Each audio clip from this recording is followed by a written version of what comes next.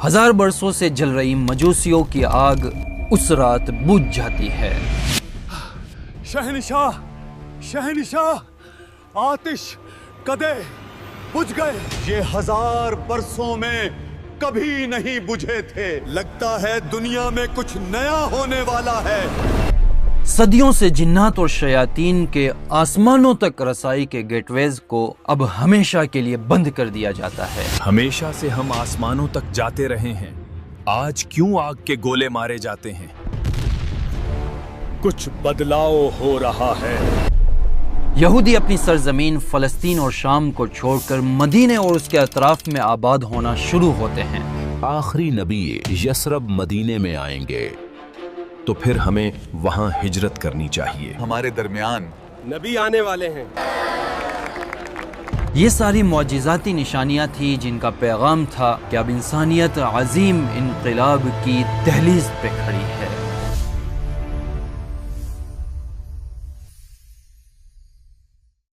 رسول اللہ صلی اللہ علیہ وسلم کی بعثت سے قبل یونیورسل لیول پر کچھ ایسے ڈرامٹک چینجز آئے جن سے یہ بتانا مقصود تھا کہ اب دنیا میں کچھ میریکولس معجزاتی ہونے جا رہا ہے۔ یہ صرف نشانیاں نہیں تھی بلکہ میریکلز تھے جن کا خاص تعلق رحمت للعالمین صلی اللہ علیہ وسلم کے ساتھ تھا، جس کا پیغام تھا کہ اب تاریکی اور اندھیرے میں ڈوبے ہوئے دور کا دی اینڈ ہے اور ایک نیو ایرا شروع ہونے جا رہا ہے۔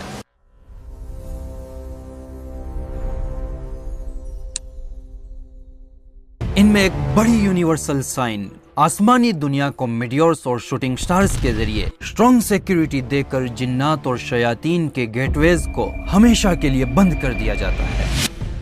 صدیوں سے جنات اور شیاطین آسمانی مقامات پر بیٹھ کر فرشتوں کی گفتگو سنتے، پھر دنیا میں نجومیوں اور کاہنوں کو ادھوری خبریں پہنچاتے۔ وہ ان میں اپنے تخیلات اور امیجینیشن ملا کر لوگوں کو فیوچر کے حوالے سے پریڈکشن دیتے۔ لوگ انہیں جادوگری اور غیبی طاقتوں کا مالک سمجھتے، لیکن نور عالم صلی اللہ علیہ وسلم کی ولادت باسعادت سے پہلے جنات اور شیاطین کے آسمانوں تک رسائی کے سارے دروازے بند کر دیے جاتے ہیں۔ ہمیشہ سے ہم آسمانوں تک جاتے رہے ہیں، آج کیوں آگ کے گولے مارے جاتے ہیں؟ خود جنات اور شیاطین کے اس کنفیشن کو اللہ نے قرآن کریم میں بڑے خوبصورت انداز میں ذکر فرمایا ہے۔ سورہ حجر، سورہ جن، سورہ ملک اور سورہ صافات میں یہ مضامین ہے۔ وَأَنَّا لَمَسْنَا السَّمَاءَ، جنات اور شیاطین آپس میں بات چیت کر رہے ہیں کہ اس مرتبہ ہم نے آسمانوں تک رسائی کے گیٹ ویز چیک کیے، لیکن فَوَجَدْنَاهَا، تو ہم نے وہاں شدید پہرا اور اسٹرانگ سیکیورٹی دیکھی۔ اور وَأَنَّا كُنَّا نَقْعُدُ مَقَاعِدَ لِلسَّمْعِ، پہلے تو ہم وہاں بیٹھ کر فرشتوں کی گفتگو سنا کرتے تھے، لیکن آج تو کوئی کوشش کرے تو اسے دہکتے گولے مارے جاتے ہیں۔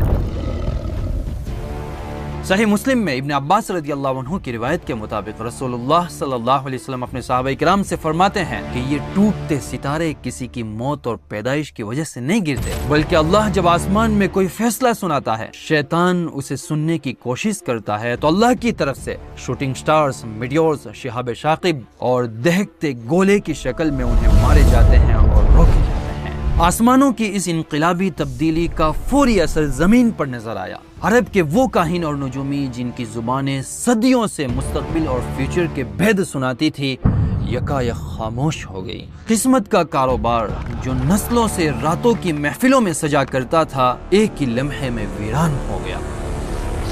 قبائل حیرت میں ڈوب گئے۔ کل تک تو ہمیں مستقبل کے بارے میں بتاتے تھے کہ آخر کل تک جو چہرے مستقبل کے راز سناتے تھے، تمہارے ہاں بیٹا ہوگا، کل بارش ہوگی، کل تمہیں اتنا نقصان ہوگا، کہ آج کیوں خاموش اور لاجواب ہو گئے۔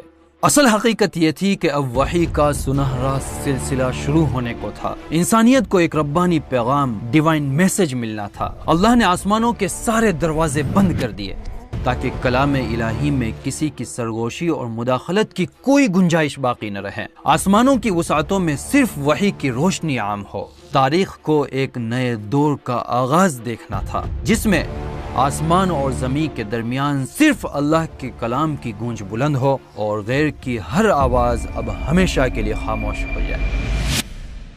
دوسری ایک بڑی نشانی ریلیجیس سائن اور میریکل، مکہ سے 1500 کلومیٹر دور فارس کی سرزمین پر 1000 برسوں سے جل رہی مجوسیوں کی آگ نور عالم صلی اللہ علیہ وسلم کی ولادت کی رات اچانک سے بجھ جاتی ہے۔ آتش کدے فارس یہ ان کا مذہبی مقام نہیں تھا، بلکہ ساسانی امپائر کا اسپریچول پاور ہاؤس اور مرکز تھا۔ گارڈینز اور محافظ دن رات اس کی حفاظت کرتے، ایندھن ڈالتے، انہوں نے اپنی زندگیاں اس کی حفاظت کے لیے وقف کر رکھی تھی۔ The fire was symbolized the glory of Persian emperors and the essence of Zoroastrian faith۔ نور عالم صلی اللہ علیہ وسلم کی ولادت کی رات جب یہ آگ بجھی ہے، گارڈینز اور محافظ کی ہر ممکن کوشش کے باوجود بھی یہ اسے روشن نہ کر سکیں۔ پورے فارس میں حیرت اور بے چینی کی لہر دوڑ گئی۔ فارس کے گورنر نے یہ خبر فوری طور پر اپنے شہنشاہ کسریٰ کو بھیجی۔ شہنشاہ، آتش کدے بجھ گئے جو 1000 برسوں سے کبھی نہیں بجھے تھے، کیونکہ یہ آتش کدے اس کے امپائر کی اسپریچول اتھارٹی کی علامت تھی۔ آگ کے بجھنے کے ساتھ ان آگ کے پجاریوں کا مذہبی نظام بھی ہل گیا۔ یہ صرف قدرتی واقعہ نہیں تھا، بلکہ ایک عہد کے خاتمے اور ایک نئے دور کے آغاز کی نشانی تھی کہ اب پرانے نظام، باطل طاقتیں اور تاریک راتوں کا خاتمہ ہے اور ایک نئی روشنی، نئی ہدایت کے ساتھ حق کا سورج طلوع ہونے والا ہے۔ آتش کدے کے آگ کا بجھنا پوری دنیا کے لیے ایک پیغام تھا کہ اب انسانیت ایک عظیم انقلاب کی دہلیز پہ کھڑی ہے۔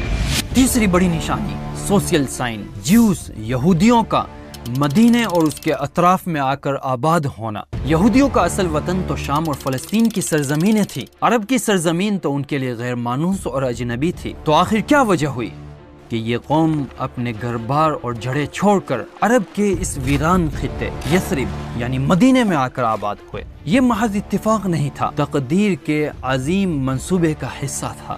یہودی علماء اور ربیز نے آخری نبی کی پیشن گوئیاں اپنی مذہبی کتابوں میں پڑھی تھی اور اپنی قوم کو بتلائی تھی۔ آخری نبی یثرب مدینے میں آئیں گے۔ انہیں معلوم تھا کہ آخری نبی بنی اسماعیل کے خطے یعنی یثرب، مدینے میں اور سیلا پہاڑوں کے درمیان تشریف لائیں گے۔ تورات اور تلمود میں یہ باتیں موجود ہیں۔ تورات میں chapter 18 verse 18 I will raise upon from them a prophet like you from among their fellow Israelites and I will put word in his mouth۔ تلمود میں ہے بادشاہ مسیح کی آمد بنی اسماعیل کے خطے سے ہوگی۔ تلمود کے ایک چیپٹر سنہدری میں ہے جب بنی اسماعیل کا بادشاہ آئے گا پوری دنیا پر حکومت کرے گا اور انصاف قائم کرے گا۔ یہودی آج کی طرح ہمیشہ سے پوری دنیا پر حکومت کرنا چاہتے تھے۔ جوش انسائکلوپیڈیا کے مطابق یہودیوں کا فلسطین اور شام کی سرزمین چھوڑ کر مدینے میں آ کر آباد ہونا یہ آخری پیغمبر کے انتظار میں تھا۔ ابن کثیر کی روایت کے مطابق وہ مدینے کے کفار اور مشرکین سے کہا کرتے تھے جب آخری پیغمبر آئے گا تو ہم ان کے ساتھ مل کر تم پر غالب آ جائیں گے۔ یستفتحون علی الذین کفروا، قرآن کریم نے اسے اس طرح بیان فرمایا ہے۔ تورات اور تلمود کے وہ حصے جو 1947 میں دریافت ہوئے بڑا خوبصورت واقعہ ہے کہ ایک عرب چرواہا اپنی بکریوں کو لے کر فلسطین کے پہاڑوں میں قمران غاروں کے قریب سے گزر رہا تھا۔ ایک بکری غار میں چلی جاتی ہے، وہ اس کے پیچھے باہر پہنچا اور اندر پتھر پھینکتا ہے تو ٹوٹنے کی آواز آتی ہے۔ جب اندر جا کر دیکھا تو کچھ مٹکے رکھے ہوئے تھے، اس نے کھولے ہیں تو اس میں پرانے صحیفے ملے، سکرولز ملے۔ وہ بازار میں لے جا کر اسے بیچ دیتا ہے۔